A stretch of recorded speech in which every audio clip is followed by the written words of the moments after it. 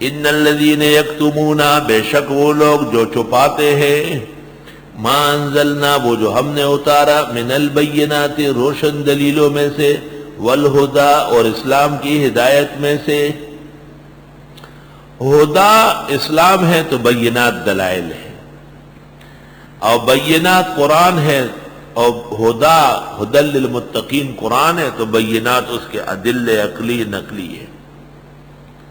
بے شک وہ لوگ جو چھپاتے ہیں وہ جو ہم نے اتارا، روشن دلیلوں میں سے اور ہدایت میں سے، من بعد ما بیناہ، بعد اس کے کہ ہم نے بیان کیا اس کو، للناس، لوگوں کے لیے، فی الکتاب، کتاب میں۔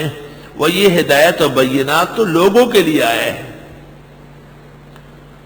بیان نہیں کرتے، چھپاتے ہیں۔ اولئک یلعنہم اللہ، ان لوگوں پر لعنت ہو اللہ کی۔ جملے فعلیہ لے آئے، یلعن، لعنت کرتا رہتا ہے اللہ، ویلعنہم اللاعنون،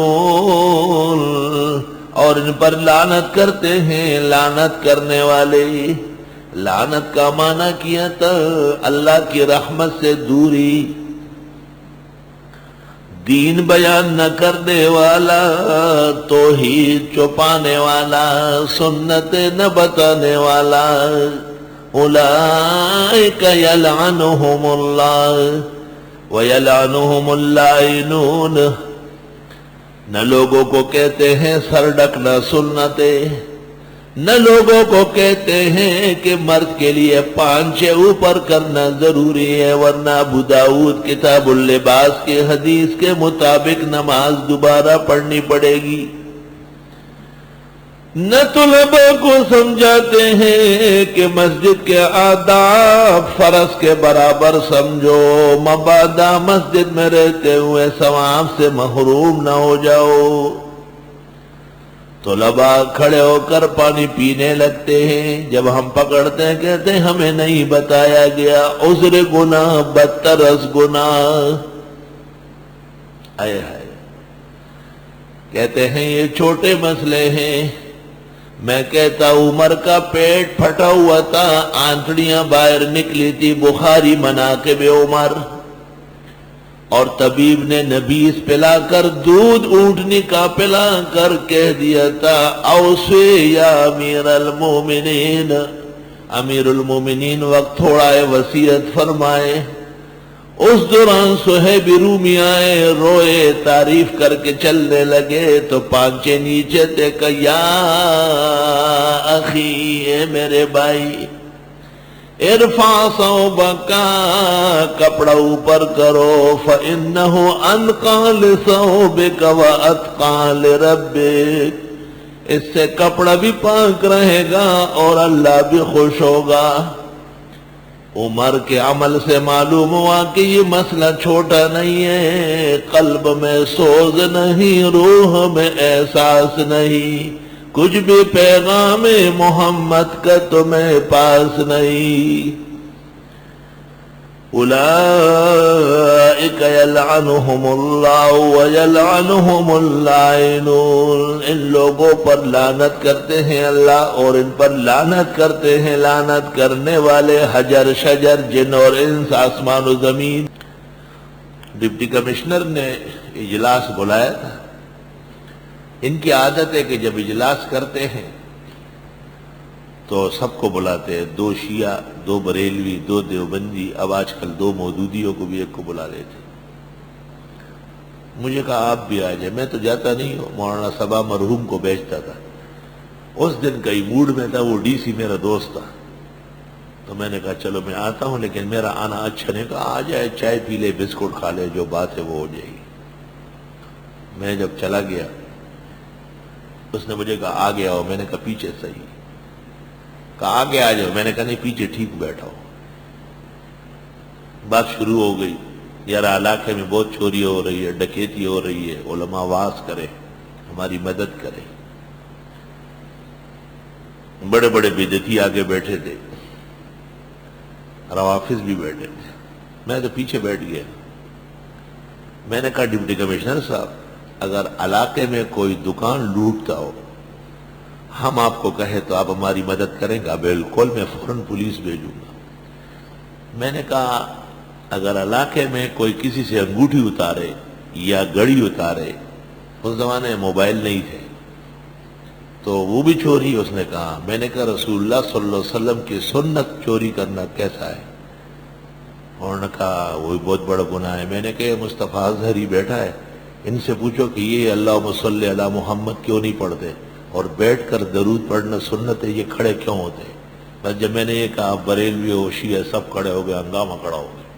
میں چپ چاپ بیٹھا رہا۔ میں نے کہا ٹھیک ہے، ہنگامہ ہو جائے۔ ہنگامے میں بیٹھا رہا۔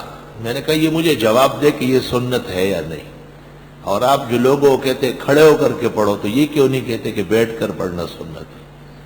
اور جو لوگوں کو کہتے ہیں کہ اونچا پڑھو، تو نماز میں بیٹھ کر اور آہستہ ہم پڑھتے اپنا اپنا، یہ کیوں نہیں بتاتے؟ یہ سنت کی چوری نہیں ہے؟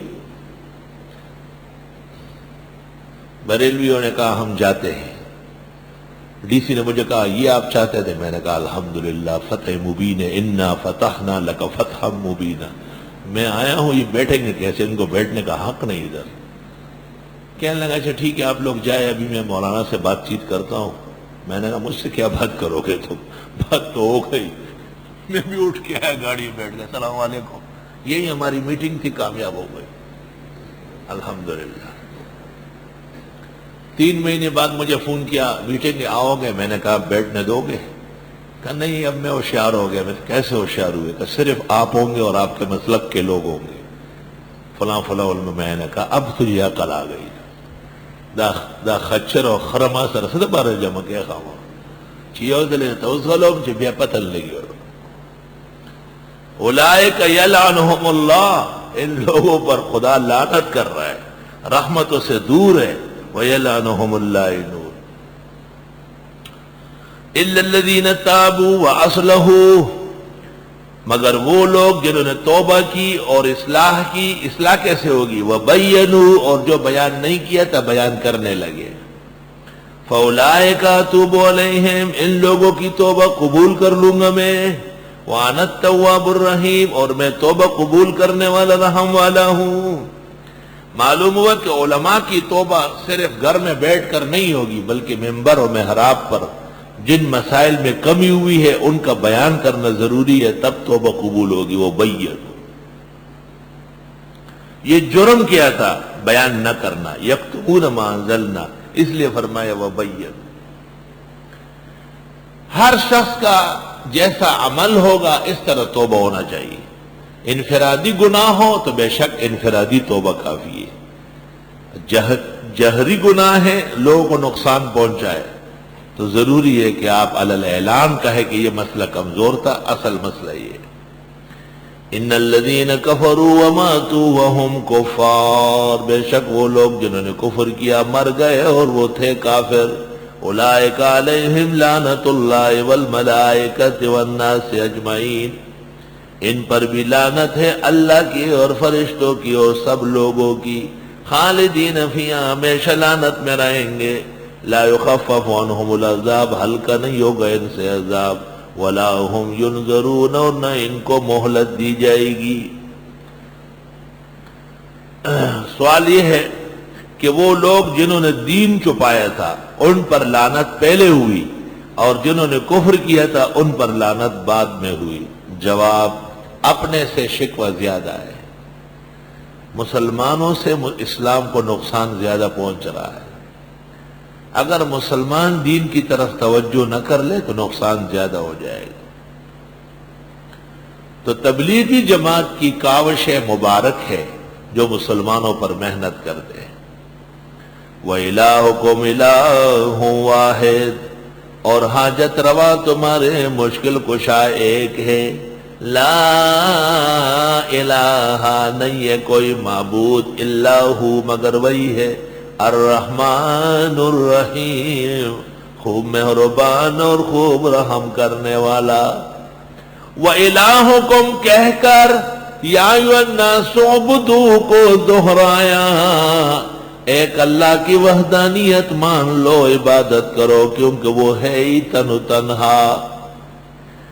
اور هو الرحمن الرحیم کہہ کر سورۃ فاتحہ سے مضمون جوڑ لیا. الحمدللہ رب العالمین الرحمن الرحیم.